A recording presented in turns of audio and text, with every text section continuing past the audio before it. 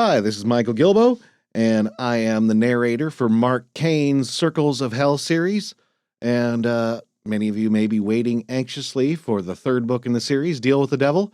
So I thought I'd give you guys a little bit of insight into my process here as I record. So let's see what happens, all right?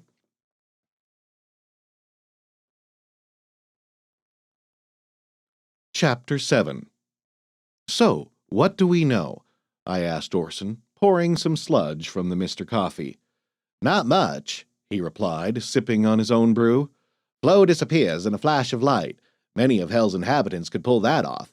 Heck, I could do it with a bright flash and a couple of thugs. I frowned. So are you saying that we have to consider the possibility that humans are suspects too? He shook his head. Not really. While it's possible for humans to find a way to produce some bright light, the staging would have to be perfect to fool Tinkel. Do you know about Occam's razor? I nodded. The simplest solution is most likely the correct one? Yes. So, as you said in the hospital, more than likely someone with supernatural powers did it. Not that that narrows things down a great deal around here, but it's a start. The door to our trailer flew open. Standing in the threshold was a wild-eyed Scotsman, wearing a leather apron. "Ockman, I just heard!" We rolled our eyes. "Hey, Alan," I said by way of greeting. "Good to see you. Come in and pour yourself some coffee." "Yeah," Orson seconded. "But please lay off with the fako Scottish brogue. It's too exhausting." "Fine, fine," Pinkerton grumbled as he grabbed one of our spare mugs. The one that said, "I went to hell and all I got was this stupid mug," in very small type, and poured himself some coffee. "I've come to help with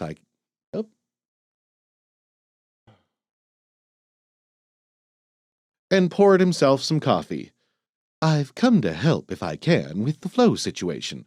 You don't need to be rude." "He's not being intentionally rude, Alan. It's just that your affected brogue gets old pretty fast."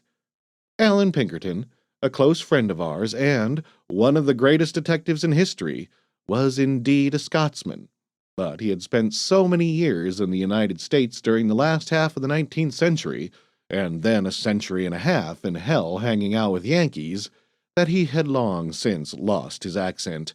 He often affected one, though, because he thought it was funny. We didn't. Well, I hope that's a little peek in what's going on. I had to do one correction, so you saw how I do it on the fly. And I'm looking forward to finishing the book and you being able to listen to Deal with the Devil by Mark Cain, coming soon.